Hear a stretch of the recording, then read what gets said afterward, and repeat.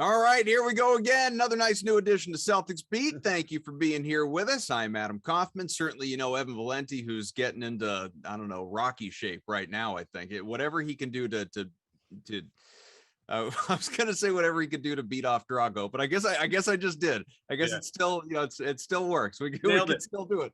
Nailed it, buddy. Yeah, nailed it. I could use a workout though.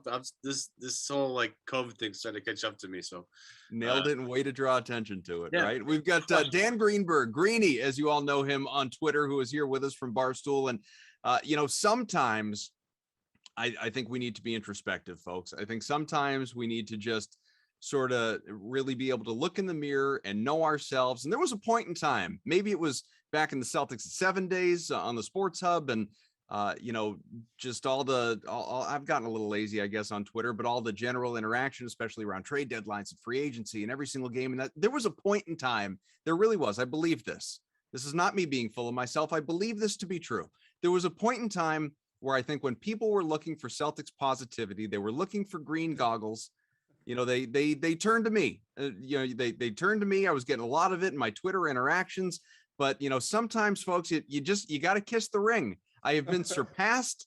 There is a new, as your colleague and our friend Jared Carabas likes to call himself, there is a new tribal chief for Twitter when it comes to Celtics basketball, certainly. And that is absolutely Dan Greenberg. Greeny, what's going on, buddy?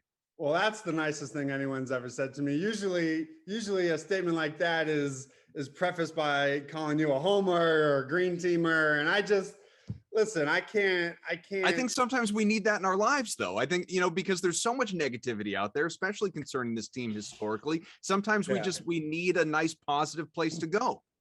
I just think it's okay to remind people that, like, you don't have to hate your favorite basketball team. Like, it's okay to imagine that, enjoy watching them play. It's okay to be excited about them. I know that's not really, you know, always the blueprint for the city, which we all love, but it is okay to like, you know, your favorite basketball team. I just want to make that clear for the people out there. Yeah, I mean, we do our best. I really do believe that we do our best on this show to call it as we see it. I really don't think, Evan, I mean, feel free to disagree with me here. I don't think we pander to any one side. You know, if things are going poorly, we call it out. If things are going well, we celebrate it. And I think we, you know, emphasize those two things. And I do believe that, because so much, you look at like and this is a good time for me to remind you, if you like Celtics Beat, or if you listen every week but you haven't subscribed, go to iTunes, subscribe, rate, review, all that good stuff. I don't say that nearly enough, so we could always use more reviews and subscribers, and appreciate everybody that listens, obviously. But you read through the reviews, and I think that's evidence in and of itself. It's, you know, like Kaufman's too positive, you know, he's too negative. Valenti, same thing. You know, so I think that if we're, you know, rubbing people the wrong way or the right way, depending on how you want to look at it, then this, you know, I think it fits perfectly. Yeah, and my pushback, and this is mostly due, a lot of what we heard last year was a down year. So you know that these weird narratives are going to pop up to pile on and sort of exacerbate things. But like, the negative things that I hear aren't even real, like, basketball things. Like, oh, Jayson and Tatum aren't friends, so you got to split them up. Or like, oh, Brad doesn't motivate his players. It's like those things. It's like, we can talk and be negative or critical of like actual basketball reasons and things that have merit. What I always push back about, and where I think people just call me a blind green teamer, is like when we're debating things that have nothing to do with basketball, and they didn't exist when the team, like, nobody talked about the two J's friendship when they were going to the Eastern Conference Finals. But in a down year where they have injuries and COVID and all that stuff, oh, now we got to split them up because like they don't hang out when, like, who the hell knows what they do off the court. So that's just what bothers me, is like, I'm all for being critical of, you know, bad ball movement, lackadaisical defense. Like, there's plenty of stuff that has actual substance you can talk about. It's the other stuff that's like, okay, this is clearly just a narrative for entertainment. People need to understand that. and not like form actual basketball opinions off it. That's what annoys me. I just don't even get how it's entertaining to sit there and talk about like these guys aren't close enough. And I just to build on what you're talking about, like obviously for anyone that hasn't seen it, good friend of this program, Chris Forsberg, NBC Sports Boston, did a great job of. I'm kind of surprised it hadn't happened sooner, and maybe it's pandemic restrictions and that sort of thing, tougher to get one-on-ones or sit both guys down if you're a rights holder or anybody out there in the media, but finally getting both of them, Tatum and Brown, to not just sit down and talk about one another, but to sit down and talk about one another together in the same room and dissect this friendship. And it's look, nothing came out of it that you wouldn't expect to come out of it. You think they're going to sit next to each other and say, no, of course, obviously everything's great. Like, oh, Tatum saying sometimes he babysits my son. And, Brown with the talking about the gold medal, which obviously he couldn't participate with Team USA because of the injury this year. And, what you want for yourself, you want for your brother and all of that stuff. It's great. Like clearly they are aligned. I just think the whole narrative about the relationship between stars in general, it's sort of funny in this way. Like you think of like Kevin Durant and Kyrie Irving are the best of friends. How's that working out in Brooklyn right now? He certainly hasn't been able to get Kyrie vaccinated so he can participate in home games this season. Or Milwaukee, who obviously just won a championship. Does anyone ever talk about the dynamic off the floor in terms of Giannis Antetokounmpo and Chris Middleton or Drew Holiday? No, never. Unless, I don't know, I got to drill down on my Milwaukee Bucks stories coming out of Wisconsin, but I don't think anybody is ever talking about that, especially on a national level. And maybe this is the root of it. Maybe it's because they're two wildly different players. They don't overlap at all positionally, anything like that. And it comes back to what Sean Devaney's talked about on this show a number of times, and Cedric Maxwell's talked about, Kevin Garnett has talked about nationally. Is there a redundancy there in terms of the players on the floor? And that turns into the whole conversation about how do these guys coexist? Yeah, and I think, and I'm not going to take credit for it. I saw it on Twitter. I can't remember. It was just like a random, it got thrown on my feed. But another duo is like, when have you heard people question Steph Curry and Klay Thompson? And if they hang out off the court, they've found a way to be pretty successful. And to your position, might have been me. I tweeted this yesterday. I don't give it. See, I don't care about any of this stuff. Like this, Steph and Klay, like Steph's the greatest teammate ever. So that works out really well. And Klay just is this super laid back guy. Nobody can, and they've won multiple rings together. Even throw Draymond in there, who's a hornet's nest, still works. Nobody questions that. Did anybody question, do Rafael Devers and Xander Bogaerts, do they get along? Where's that story? Like, here's my pushback on that one. It's just a different sport. No, like you have to get along with your teammates. I don't care how many play. Like, okay, let's go to hockey. Where's the Marchand and Bergeron story?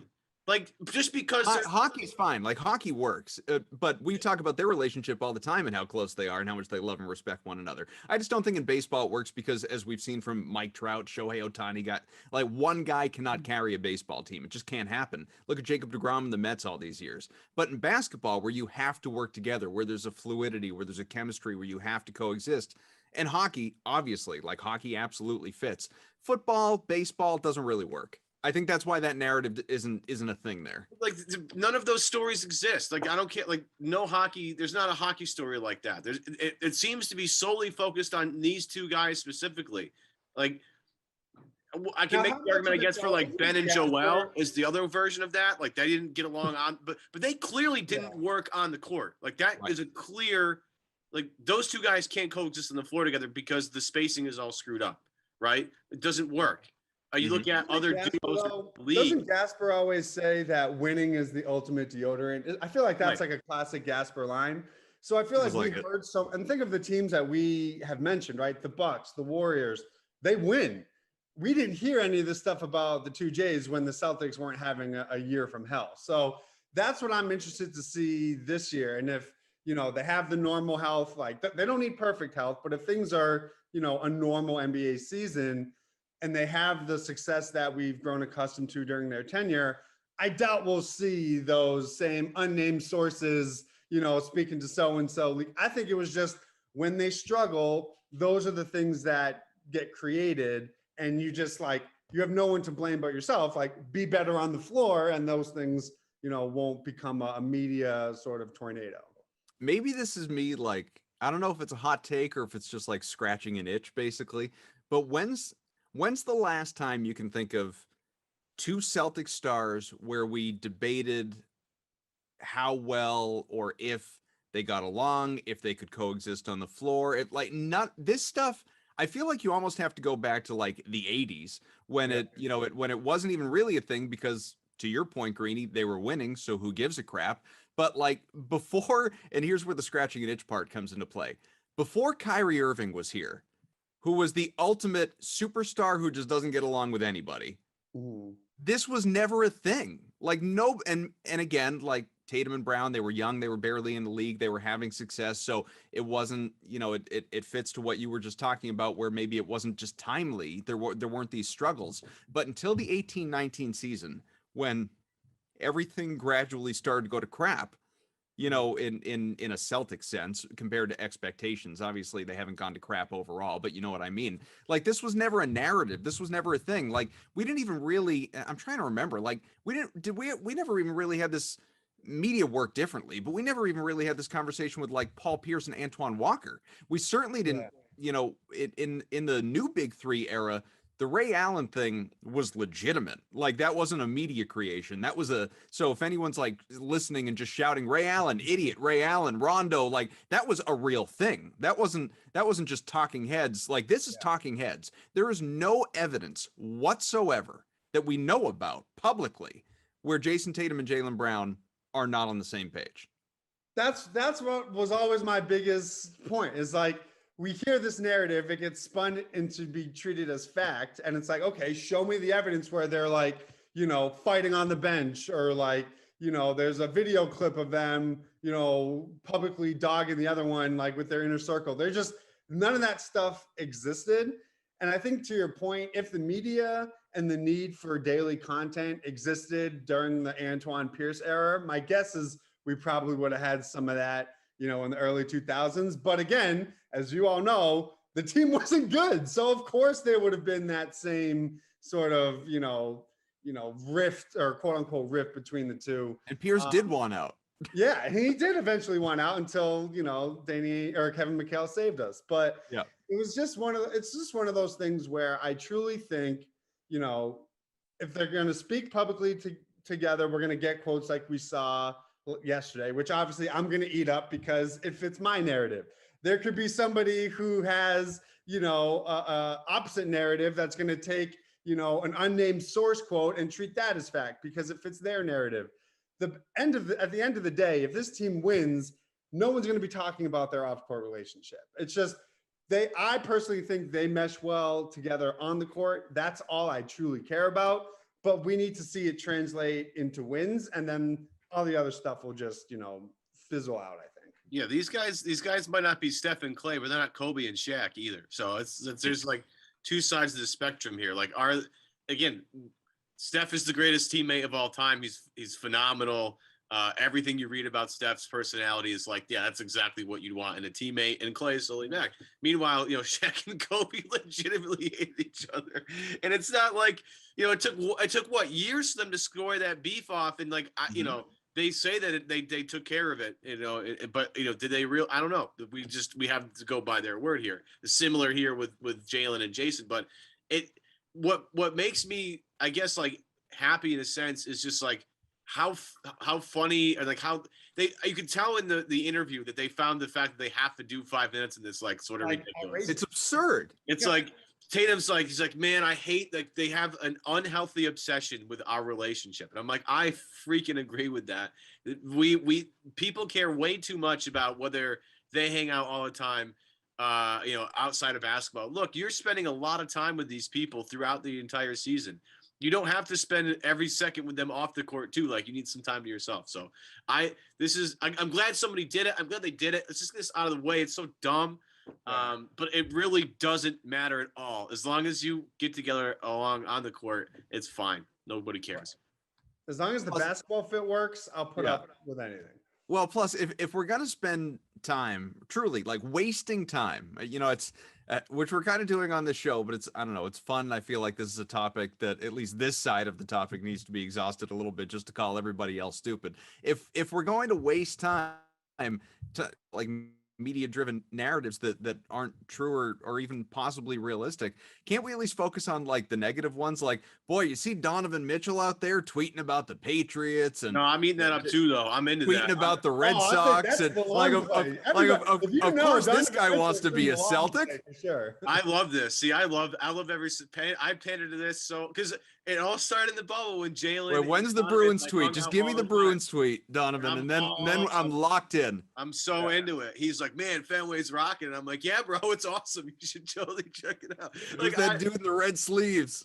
Yeah. I mean, like, dude, could you make it any more obvious? And then, of course, you listen to Lowe and Simmons on their podcast this week talking about how, like, you know, is this a make or break year for Donovan Mitchell and the Jazz? Like, if it doesn't go well, you know, at what point maybe does Donovan ask out? Because and like that's part of the reason why they brought Dwayne Wade in is because Donovan looks up to Wade, and you know Wade can be like on his shoulder, and they can have that voice in his ear to keep maybe in Utah. But like all the stuff he's tweeting nowadays about New England sports, I'm not gonna lie, definitely just my ears are up, and like I'm all over this. I think it's great. I swear, just like give me just one tweet from Donovan Mitchell saying like, "Damn, I got to try that Pasternak pasta," and I am I'm locked in. I will go out. I will go to NBA.com and I will make a Mitchell Celtics jersey.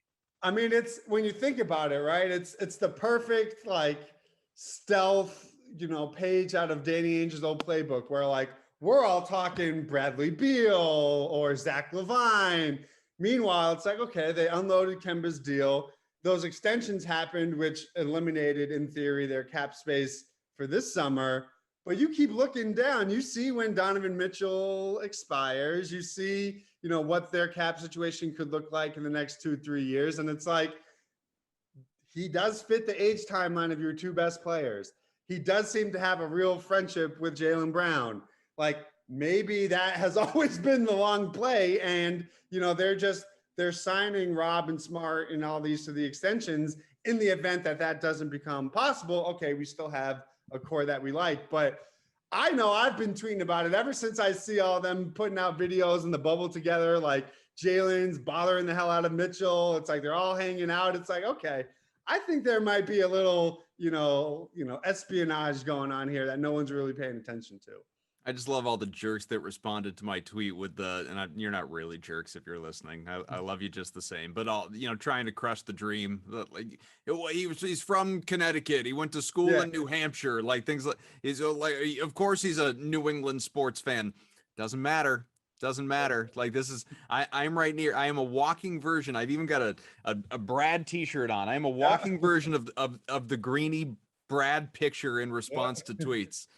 That's what we're doing right now. If I see any sort of shamrock on any one of his posts or profiles or anything, I'm gonna scouring his Instagram profile. Yeah, that's who's he responding to? What's he writing about? Keep track of his likes on Twitter, man. There might be some in there. You never know. Yep. It could be the red flag. That's all I'm saying. Take jazz out of his profile or whatever. All right, let's talk about what matters and what is happening, and not the fact the team is 1-0 in the preseason, nice as that is, and a nice game winner there, Romeo Langford. That was exciting. But, I think the bigger takeaways are obviously, one, you got Jaylen Brown, who says he's at 75-80% and looked just locked in game one after the wrist surgery, 25 points. Tatum obviously did pretty well. Both those guys and everybody, minutes were limited as you expect. I think a lot of interesting comments out of Ime Udoka, the new head coach so far, with, the defensive emphasis and obviously playmaking, and we're not gonna, in his words, we're not gonna bitch at the refs anymore. Like, our guys need to stop doing that. We need to all be on the same page. He's going to tighten the rotation. There are a lot of different things that have come out so far, among other things, obviously, and we were talking about some of them off air before we started the show. What are the big takeaways you have so far early in camp? So it was tough because I think we were all like foaming at the mouth for that first preseason game, just with guys back, new system, new everything. Outside of like the first couple possessions in the first quarter where they made it abundantly obvious that they were going to overpass to sort of stress this idea of ball movement, as the game went on and, they're playing a team of lower, a lower tier team in theory of the Magic, I saw a lot of the lower same tier. stuff. We can come out and say they are flat out lower tier. That's okay. Yeah, That's Yeah, that's but you a know what I mean. I that's a want to give wholesale them rebuild their, right there. We'll see what they end up being, but in theory, a lower team. I still saw a lot of the same things that annoyed me last year. I thought their perimeter defense wasn't great. Robert Williams still struggled on switches. They gave up, 18, 19 threes to one of the worst 3-point shooting teams in the league. They didn't really assert themselves and create that separation. They were in a dogfight all the way, obviously, until Romeo's game winner. So part of me is like, okay, it's the first game. Let's see. It's a teaching opportunity. They'll get film on it. Ime will walk them through. So that's why I'm so interested to see tomorrow night, because the second key unit came in, still couldn't score, just like last year's second unit couldn't score. And obviously maybe there are nerves with guys like Schroder and Horford being back, but I'm still nervous about Josh Richardson's shooting. I'm still nervous about how they're going to be able to score when, the Jays aren't on the floor. So my hope is that we get answers to those questions as they continue to play in the preseason. But for me, it was like, okay, I can see that they're trying to pass the ball more, which is great. They're playing with much more energy, which is great. But their result was very similar to me of the type of a Celtic game that we all experienced last year. Yeah, I mean, look at the offensive numbers weren't tremendous. Rob Williams going 0 for 7 is sort of that's not going to happen too many times from here to the rest of the season. I mean, he was taking jump shots, and look, I was going to say all mid-range jumpers. I'm cool with that. Like, I'm not mad about that. I think he should experiment in the preseason doing that kind of stuff. I think that's exactly what the preseason's for. So again, I don't have any issues with that at all whatsoever. It's more about some guys shaking the rust off, learning how to play with each other. Like, and this is all going to be stuff that takes time. But I'm with you on this one, Greeny. I'm not gonna lie. Maybe we'll get to this a little bit later. Part of me, I'm a little worried about Pritchard because I think Schroeder's excellent. I think he's exactly what they kind of need, and that's where the bench scoring might primarily come from. A guy like that. But yeah, it's not going to be Neesmith. It's not going to be Pritchard. It's not going to be Josh Richardson. Somebody's going to have to take onus of that second unit. And you've heard Ime talk about staggering Jaylen and Jayson and how they're going to make that work. Mm-hmm. But I mean, the bench numbers, Horford was 2 for 6. Grant only took 2 shots, so it wasn't like it was a huge deal. Schroeder 1 for 7. Richardson 1 for 8. Pritchard 3 for 9. So, there's some rough shooting numbers in there. And look, it's the first game, knock the rust off, whatever. But I'm with you. That's scoring, that second unit scoring is going to be really tough. And that's why it's really important on the offensive end the defensive end to do well. Yeah. And I would think, for me, what I wanted to see initially, because like you said, as they practice more, as guys get more familiar with how Ime wants to play, I think, the third, the fourth, those preseason games, you can put a little more stock into the box score numbers and how the production looks. Right away, I just wanted to see, will they pass the ball? Will they play with energy? The things that were not very consistent last year that have nothing to do with system or, you don't need to know a system to play hard. And I think that's what we saw right away is I saw a team that played, like they cared. And I think that was great. The production to be determined. We have to see it come through. But I'm interested to see if Schroder, because he's not that good of an off-ball player, he's a 32, 33% 3-point shooter, can Pritchard thrive in that role? But if he's also going to be playing with, one of the Jays, is he even going to touch the ball? I felt like he was out there and he wasn't even he didn't even touch the ball for possessions. And when he did, it was the early Pritchard where he was the freshman playing with varsity where he would catch the ball, dribble 2 or 3 times and immediately pass it. If he's going to be an off-ball player on the second unit, I need him to just catch it, grip it, and rip it and let it fly and, trust his development as a shooter. Let's take a quick break, tell you about our good friends at the Legends brand who powered this show today, an athlete-owned apparel brand that is popping up seemingly everywhere these days. I've been tweeting about them as well. Many pro locker rooms, you can find Legends apparel, and on today's some of today's top athletes as well. Legends owned in part by athletes like Steve Nash, Matt Barnes, Baker Mayfield, NFL legend, local hero Willie McGinnis.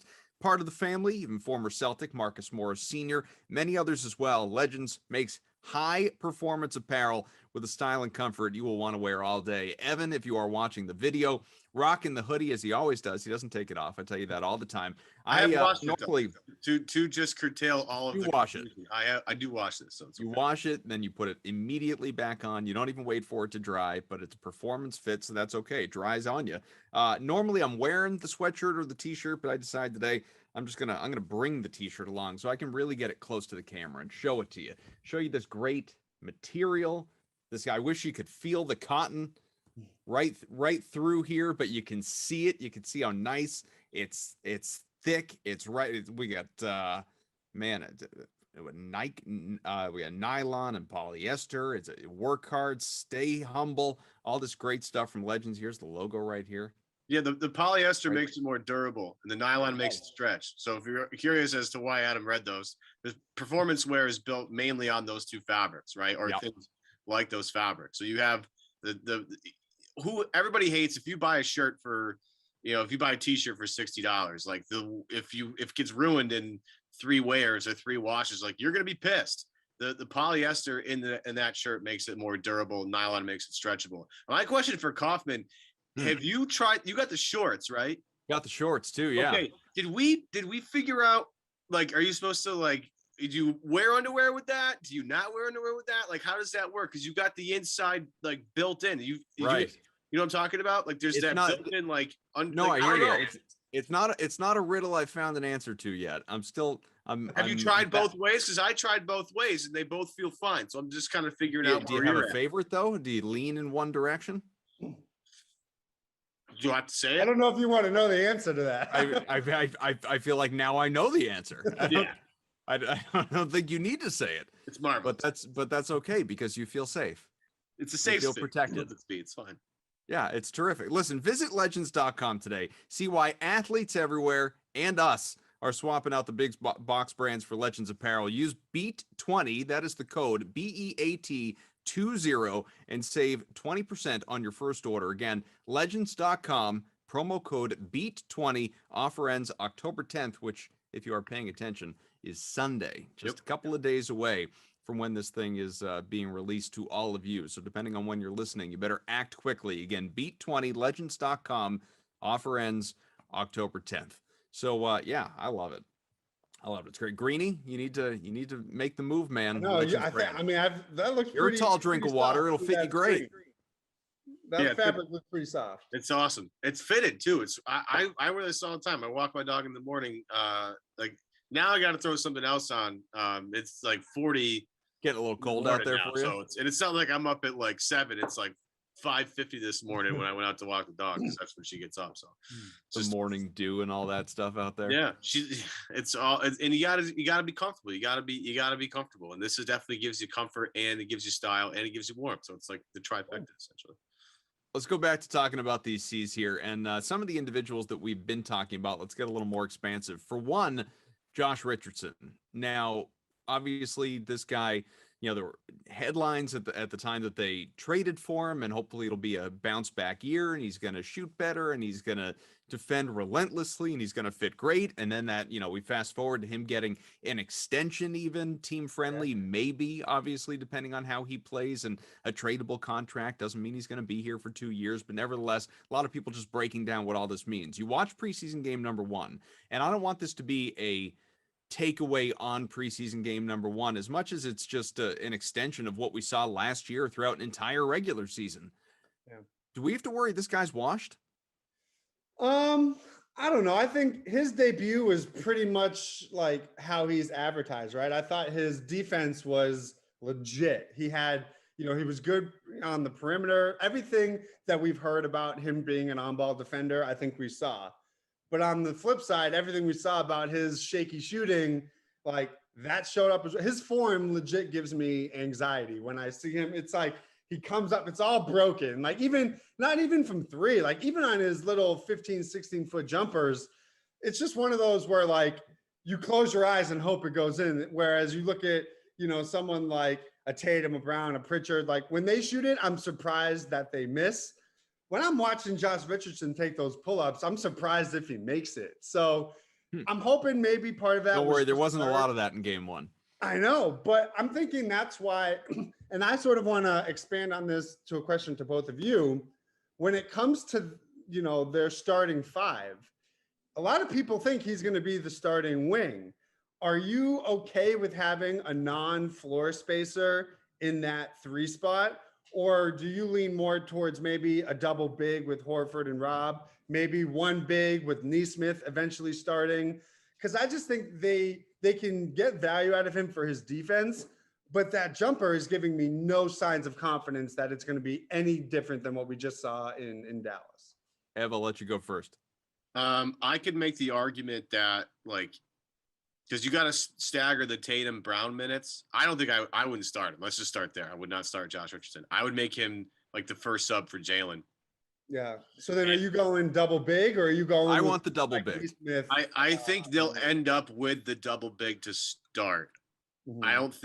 I think Neesmith starting is look, there's an obvious if he's gonna knock down 40% of his threes, and that's great.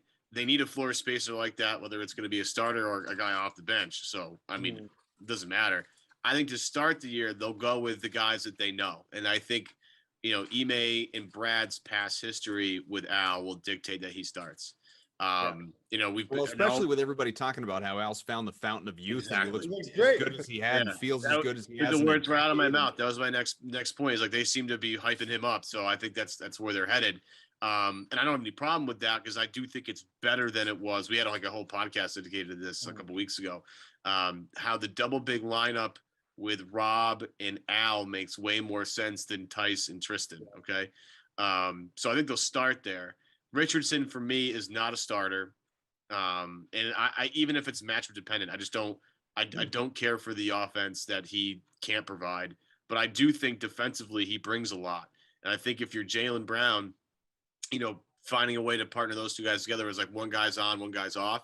You don't lose defense at that spot with either guy. I mean, I think, Jaylen has had times where he's slipped defensively because he isn't totally focused on that end, but then we've seen him guard Kevin Durant and do really well. So it's just a matter of, is Jaylen focused or not and doing enough on that end. Richardson knows he has to hang his hat on that end. So I think having that guy off the bench is nice, but having him and Smart at the floor at the same time, with Jaylen, Jayson, and Al as your starting five, like I don't love it. I don't love it. I think they'd be better off with Rob in there or Neesmith, who really gives you some shooting. Yeah, I want the double bigs. I think the double bigs make sense. I also think keeping some level of offense on your bench so that we have some balance to the rotation to the lineup. If Neesmith can be a reliable offensive performer, and I'm not talking about him averaging 15 points or something like that, but I don't know, giving you something in the 8 to 10, 11 window, something like that. And then obviously if Schroder can give you around 15 off the bench, which obviously historically he's been able to do. When you look back a couple of years ago when he was with the Thunder and scoring practically 20 off the bench largely. I mean, if they can do that, and if even if Richardson's not shooting well, he's a guy that can get you 10 points. So imagine if he actually is. If you can have some of that balance off the bench, which they really did not have last year and was such a problem. We talked about it so often, just sort of, have that sort of staggered rotation, staggered build. I don't think to go back to something Brad Stevens said all the time, I don't think it's the biggest deal in the world who starts versus, just what your rotations are and what your combinations are. Because as you know, guy can start getting into foul trouble and he's out 45 seconds into a game. It only has so much meaning. But the double big, I'm drawn to it. I really like it. I'm intrigued by what it looks like with a Rob Williams that is now, unlike when he came into the league and Horford was here, now he's more comfortable. He's gotten the bag. He's farther into his NBA career. I want to see what this looks like and how these guys can coexist, because to go and I don't mean the relationship, I mean just on the floor and how they play together, because again, to kind of go full circle with the show, guys, like we spent so much time off the top talking about how, I don't know, to go all meme on it. It's like, like everybody, like Jason and Jaylen can't exist and they hate each other and they're not best friends and blah, blah, blah, blah, blah. Nobody. Rob Williams wants to be adopted by Al Horford. That is their relationship right now. Like Jared Weiss, who was on the show recently, writing the article about that for The Athletic the other day. Like it's these guys and especially it comes from Rob above all else, but both of these guys, they are obsessed with one another. I mean, Al is truly taking it. He's seeing the light. He's always been a leader in terms of mentoring and working well with, guys on his team, a great teammate, all of that stuff. But now as he sees the light at the end of the tunnel in terms of his NBA career, seems he's really going next level in terms of wanting to mentor guys and wanting to take guys under his wing, more so than we've ever seen before, if I'm not mistaken. Some of it, I guess, last year in very limited time with, the dude in OKC who was here for 3 seconds, but we're really seeing it now with Rob Williams, and I'm excited about it. Yeah, I kind of lean towards your way of thinking, because I'm totally with you that the double big of Al and Rob is nothing like our previous double big experience. Neither Tice or Tristan Thompson, passed anywhere close to the level that either of those bigs can do. So you can run your offense through Rob in the high post. You can put Al on the top of the arc and, use him to stretch the floor. And I also think when it comes to Josh Richardson, what was one of the biggest things we saw last year with the second unit was when the NBA caliber players came out and it went all young guys, there just wasn't enough NBA caliber talent in those lineups. So I'm more off the lines of, if let's say you start Nesmith, you can have a second lineup with more NBA quality players. So you're not going on these, 10-0 run, 10-2 runs in the blink of an eye, just because there's no, there's not a high enough level of talent. What I did find interesting though, is Ime basically said, listen, I'm not going to have this fluid starting lineup based on matchup. We're going to have our 5 guys and we're going to stick to that, which I thought was pretty interesting, because I would have imagined, okay, maybe a team like Philly that has Drummond and Embiid and maybe a bigger, front court, you would go double big. But if you're playing someone like the Warriors or a team that plays with a super fast pace, why wouldn't you want to switch it up, start one big and have an extra shooter in Nesmith? So those are the things of Ime we just don't know yet, because we've obviously never seen his rotation in a real season. And maybe that'll be adjusted as we see different combinations and what works and what doesn't. But I'm just of the belief of, I want to surround, if you go back to what Brad said when he traded Kemba, he said, everything we do is to maximize Jaylen Brown and Jason Tatum. For me, I want them with as many floor spacers and shooters as possible. So if I can start Horford at the 5, have him be the first sub out, and, have him come back in with the second unit so him and Schroder can run pick and roll, great. But I want guys that defenses are going to have to respect in terms of their 3-point shooting, knowing that you're already starting Marcus Smart, and he's a 34% shooter. If Aaron Nesmith can shoot 38, 39% to the point where defenses have to respect him, that opens up your driving lanes. Then you factor in everything we hear from Drew Hanlon and Ime about how they want Tatum to play more downhill and attack the basket. Well, you need guys to create driving lanes. So that's why I think in a perfect world, Aaron Nesmith by the trade deadline has played his way into being a full-time starter. I think that would be our perfect ideal scenario. We're not there yet, but I think that's where we end up. No love for Juancho and Gomez, huh? Can't get a little, People wondering if that dude's even going to be in the rotation. The combination we saw on Monday plays well. I don't think you can rule that out, because he does stretch the floor. If they want to protect, Tatum or Jaylen from having to guard power forwards and bang those bodies throughout an entire season, you could see it. I mean, if he can just hit spot up threes, he was one of the guys I talked about their energy and effort. Juancho was everywhere. It was I can't say I watched a ton of him in Minnesota and all that, but just if he's going to be a guy who doesn't care about touching the ball and just wants to make hustle effort plays, sure, spot start him while you're trying to figure out what, combinations work. Yeah. I mean, I think he's fine, but you need guys, like you said, you need guys like that. You need guys are going to crash. He had an offensive rebound, I think early in the game, where you're like, where the hell did he come from? But that's the stuff you need, energy plays like that. That's why Cantor, as much as we all loathe watching Cantor play pick and roll defense, his activity down low matters. Like Juancho, if he can find a way to separate himself from everybody else with that just one element, that extra possessions matter. They add up at the end of the game. So I mean, look, he's not going to start. There's no way. But the fact that he was even thought about in that shows you maybe some positive signs going that direction. That's all. In the interest of time, obviously, we'll go a little bit longer, but we've talked about him a few times, and now he's finally here. He's playing. There's been a lot of talk around him, most especially because of what could have been for him financially.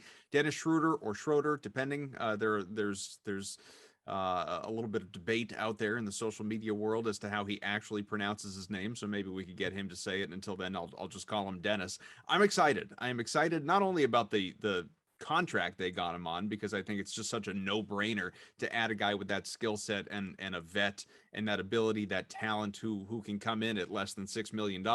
Why in the hell wouldn't you? I mean, it's like the Knicks adding Kemba Walker for like $8 million a year. You absolutely do it, and you just take any potential whatever that comes along with it. But I think this guy's going to be a really good fit, and I'm not sure we're spending, believe it or not, enough time on that. I think initially there was a lot of, I don't want that guy from people. He's not a good fit. He's not a good locker room guy. He's not a, whatever. And now there's not nearly enough of the, what, like if this guy doesn't go out of his way to be disruptive in the sense that he's, chasing all that lost money, and he just plays his role, does whatever is asked of him, and is the vet that everyone knows he's capable of being. And by the way, does everything that so far he has indicated he's going to do. Like, so far, no problems. He's been great. He's been a model teammate, and Al Horford loves him, and he gets along with everybody there. If he's this guy, I think he's going to be a wonderful addition to this team. Yeah, I just don't think it's very often you see starting caliber point guards signed for $6 million. So, yeah. Right, just that point alone is like, for a team that had a real point guard depth issue post free agency, entering the draft, and then post free agency, like, you looked at the Celtics point guard depth chart when it was, Marcus, Pritchard, Chris Dunn, like, Carson Edwards, you're like, this is iffy. So just adding a starting caliber talent is obviously an upgrade.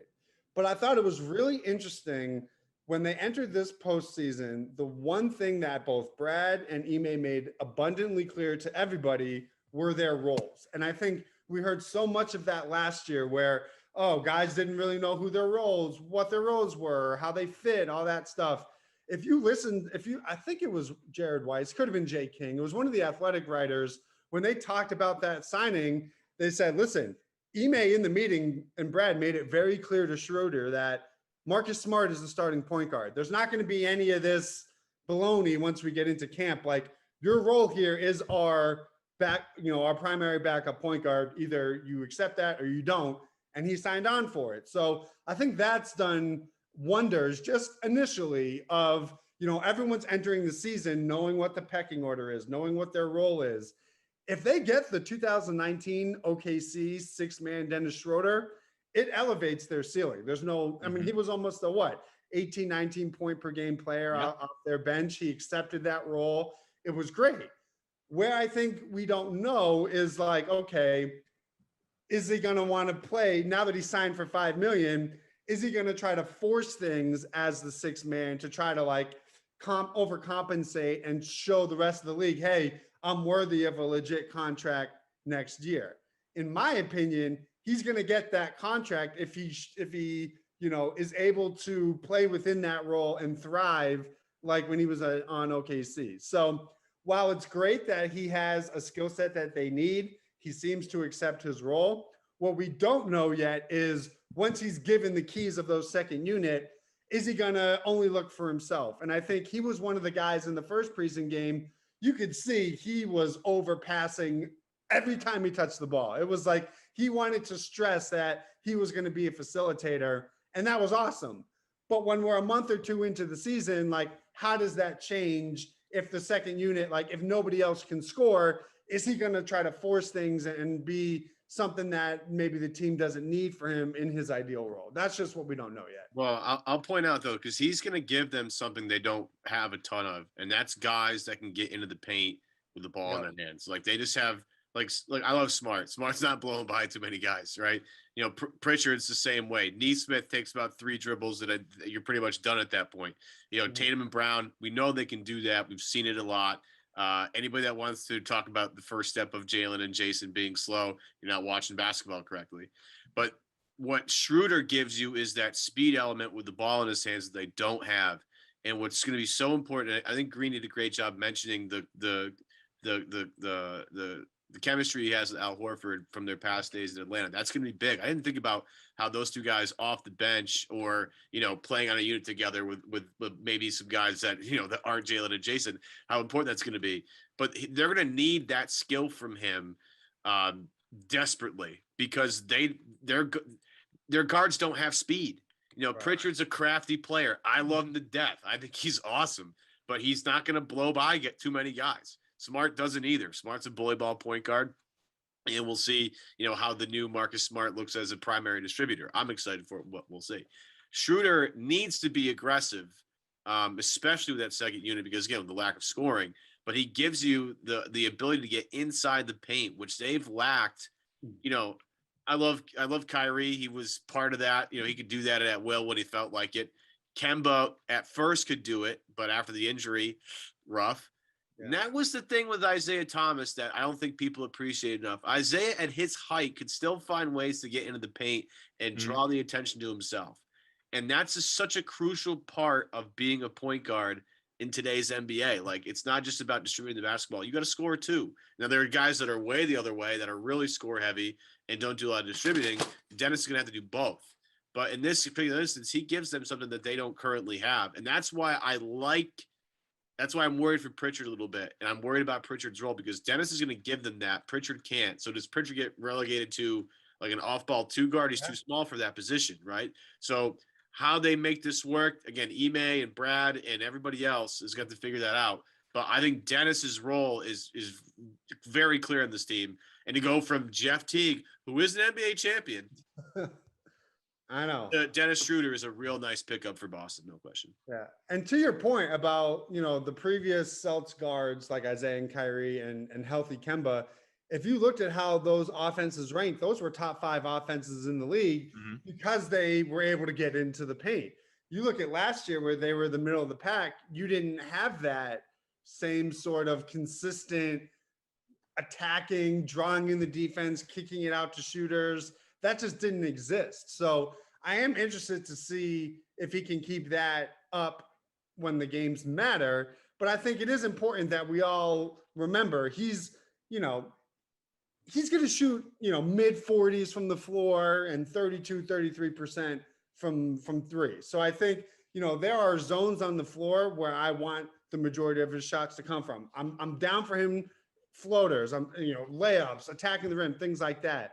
Where I just fear is you could tell in that preseason game when I think it was either the beginning of the 4th quarter, the end of the 3rd, when like nobody could score, he was settling for the 3s. And those are the types of issues that I saw last year that we saw on Monday is like when they were going through their scoring drought with that second unit, where was the attacking of the basket? Everybody was settling for the 3s. And I think those are the things that you can see on film and correct. But again, like, God forbid we have another injury-plagued season. I feel much better about potentially sliding in someone like Schroder in as a starting point guard, as you mentioned, as a Jeff Teague or, a Pritchard as a rookie. So I'm excited, but there's also questions we just don't know because we haven't seen him play. Greeny, has IT reached out to you directly via DM to thank you for being his Twitter agent yet? Listen, we've communicated back and forth. I actually thought I was about to break a little scoop, but it ended up not happening. I just can't imagine that there isn't a role for him on any roster in the NBA when there are guys that I know are not as good as a healthy Isaiah Thomas. It's one of the weirder, like when he was on Washington in those 40 games, he was putting up, 12 and 3 on 40% from 3. You're telling me there isn't one roster spot in the entire league for that? I refuse to believe it. I can only imagine how, like the super fan in Greeny feels when he's getting DMs from Isaiah Thomas talking about the future of his NBA career. Well, yeah, we go way back. My love for him started when he was at Washington. I was at Arizona State. He had that buzzer beater step back over University of Arizona. So from there, I was like, all right, this is my guy. And I just think he has more left in the tank. And I think if he is truly healthy and that hip is 100%, there is a spot for him in the NBA. And I will not stop tweeting about it until it happens. That is a promise. All right. Well, what we will stop is this show, but we've covered a lot, and I'm curious to see obviously what happens in preseason games to come, depending on when you're listening. Hopefully it is here on release day, a Friday, because this team is playing tomorrow, Saturday, against Toronto. It's the next preseason game, the second of 4. They've got another one not until Wednesday after that against Orlando again. So you got to wait a few days. I know, Greeny, it's going to be driving him nuts. And then the 15th, the last one, that is a week from today against Miami. And then we'll be all fixated on the regular season at that point in time. So we just got to grind through a few more of these and see what direction they go. There are definitely trends that we saw in game 1 that I'm interested to see what they look like in game 2, if in fact they are trends or if they were isolated to that first game, but we'll be able to talk more about that come next week. But obviously, once again, want to remind you the show is brought to you by our friends at the Legends brand. You can go to legends.com, use the promo code. It is BEAT20, BEAT20, 20% off your whole order. Offer ends on Sunday, October 10th. It's coming up quick, so make sure you take advantage. Again, Evan rocking the sweatshirt. I got a t-shirt right here. It's awesome. Make sure you do it. And Greeny, always a pleasure, bud. Oh, absolutely. Thank you guys for having me on. Once we get some real games, we'll have to see if we're all so optimistic as we were, as we head into it. But part of it's the green Kool-Aid, but I'm just, with better health, I think we'll have a season that I think we all expect.